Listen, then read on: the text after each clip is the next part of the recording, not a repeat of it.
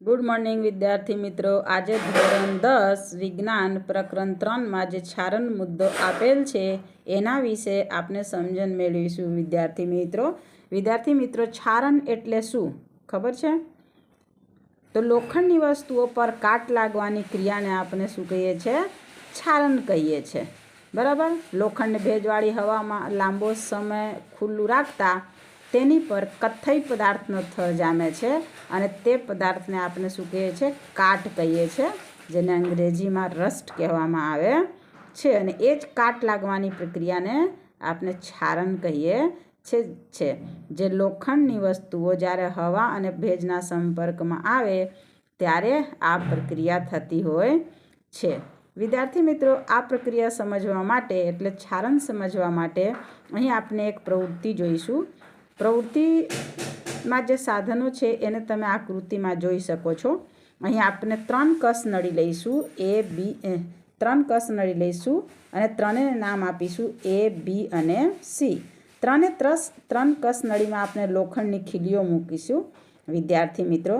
પછી કસ નળી એમાં આપણે પાણી મૂકીશું, સાદું પાણી, અને પછી બૂચ વડે બંધ કરીશું।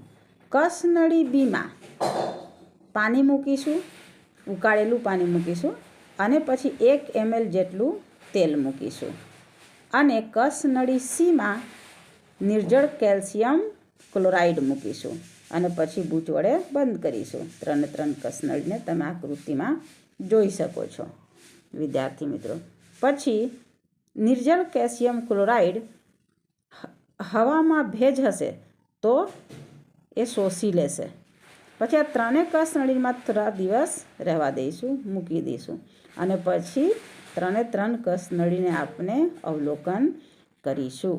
વિદ્યાર્થી મિત્રો, આપણે જોઈશું કે કસ નળી એમાં લોખંડની ખીલીઓ કટાય છે, જ્યારે બી અને સીમાં કટાતી નથી। કસ નળી એમાં ખીલીઓ હવા અને પાણી બંનેના સંપર્કમાં આવે છે, તેથી કટાય છે।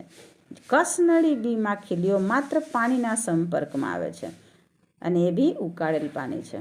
અને કસ નળી સીમાં ખીલીઓ સૂકી હવાના સંપર્કમાં છે, એટલે બી અને સીમાં કાટ લાગતી નથી। જ્યારે કસ નળી એમાં જે લોખંડની ખીલીઓ મૂકેલ છે એની ઉપર કાટ લાગે છે, એટલે અહીં છારણ પ્રક્રિયા જોવા મળે છે। છારણ પ્રક્રિયા અટકાવવા માટે ખબર છે વિદ્યાર્થી મિત્રો, આપણે ઓઇલ લગાવીએ છીએ, ગ્રીસ, પેન્ટ કાં તો ગેલ્વેનાઇઝેશન પણ એક પ્રક્રિયા છે જે કરવામાં આવે છે। આ બધી પ્રક્રિયાઓ દ્વારા છારણ અટકાવી શકાય છે।